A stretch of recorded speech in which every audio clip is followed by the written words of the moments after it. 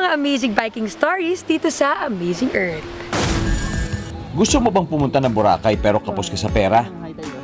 Ang naging solusyon ng Gen Z couple na ito, pumadyak papunta sa isla. Kakayanin mo bang magbike mula Bulacan hanggang Boracay? Yan ang ginawa ng amazing couple na to.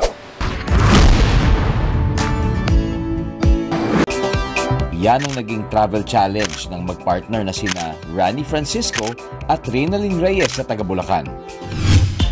Gamit ang kanilang tandem bike, sinimulan nila ang pagpadyak mula San Nicolas, Bulacan papuntang Batangas Port. Okay, nilusong na ni Idol ang kanyang sapatos. Basta na kagad, bossing! Sa mga long ride namin, talagang nag-iipon po kami at tinitipid po namin yung pera namin. Iniisip namin na kaya namin yon, tapos magkasama naman kami, so laban lang.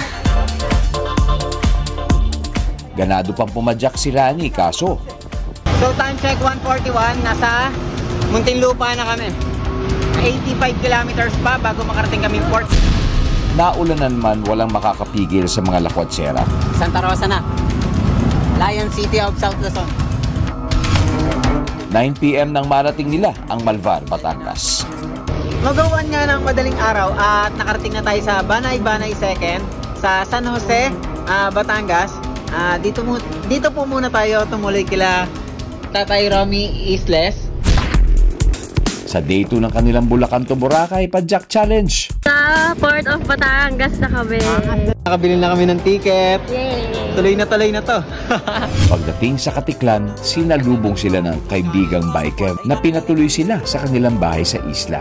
Napagpasya namin na maglaba at magpahinga na lang ngayong araw na to. Isang sakay na lang ng bangka, masisilayan na nila up close ang ganda nito. Natapos ang 3 araw na paglalakbay, sa wakas, dream come true na para sa kanila. Tanong ka na. Ganda dito. Yun, no? Asan yung pulbos? Ito. Yun! Pinong-pino. So guys, talagang napakaganda rito. Nasa Station 1 pa lang kami ng Boracay. At hindi ko talaga kakayanin yung mga biyahe na yun kung ako lang mag-isa. Naniwala siya sa kakayahan ko. Tara, biyahe tayo. Padyak lang ng padyak guys, hanggang maikot nyo na ang buong Pilipinas.